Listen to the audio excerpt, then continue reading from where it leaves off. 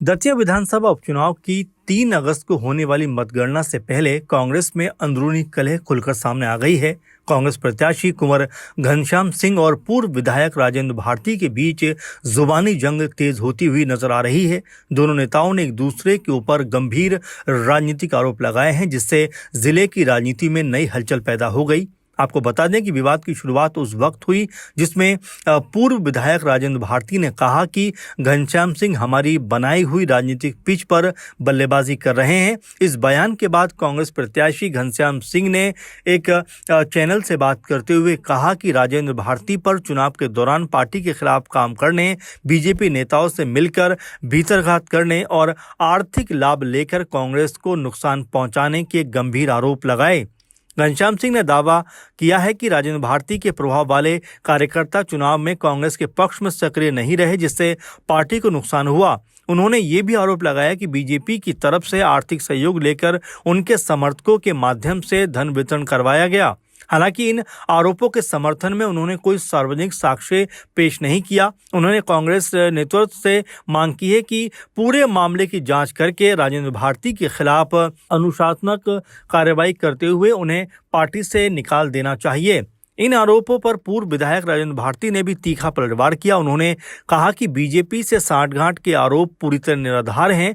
भारती ने उल्टा आरोप लगाया कि कुंवर घनश्याम सिंह हर चुनाव में बीजेपी के वरिष्ठ नेता और पूर्व गृह मंत्री डॉक्टर नरोत्तम मिश्रा का साथ देते रहे।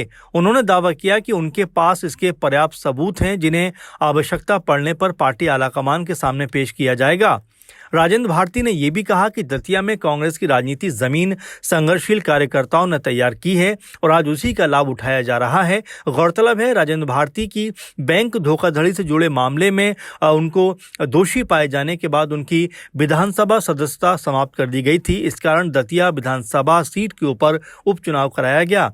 फिलहाल दोनों नेताओं के बीच सार्वजनिक रूप से आमने सामने के दोष लगाए जा रहे हैं और मतगणना से पहले कांग्रेस पार्टी की जो अंदरूनी कलह है वो खुलकर सामने आ गई है। हालांकि दोनों पक्षों द्वारा लगाए गए आरोपों की कोई भी पुष्टि नहीं कर रहा है। अब सभी की नजरें 3 अगस्त को होने वाली मतगणना के साथ साथ कांग्रेस के नेतृत्व की जो संभावना है उसके ऊपर टिकी हुई है कि दोनों नेताओं के खिलाफ कांग्रेस पार्टी क्या रुख अपनाती हुई दिखाई पड़ती है, क्योंकि सार्वजनिक तौर पर अगर इस तरह से बयानबाजी होगी तो जाहिर बात है कि इससे पार्टी की छवि कहीं ना कहीं धूमिल होती हुई दिखाई पड़ती है। ऐसे में कांग्रेस पार्टी इन दोनों ही नेताओं के को लेकर किस तरह का माहौल तैयार करती है और क्या दोनों नेताओं से बातचीत करती हुई दिखाई पड़ेगी, क्योंकि दोनों नेता जिस तरह की बयानबाजी कर रहे हैं उससे पार्टी की छवि पे भी कहीं ना कहीं असर पड़ता हुआ दिखाई पड़ रहा है।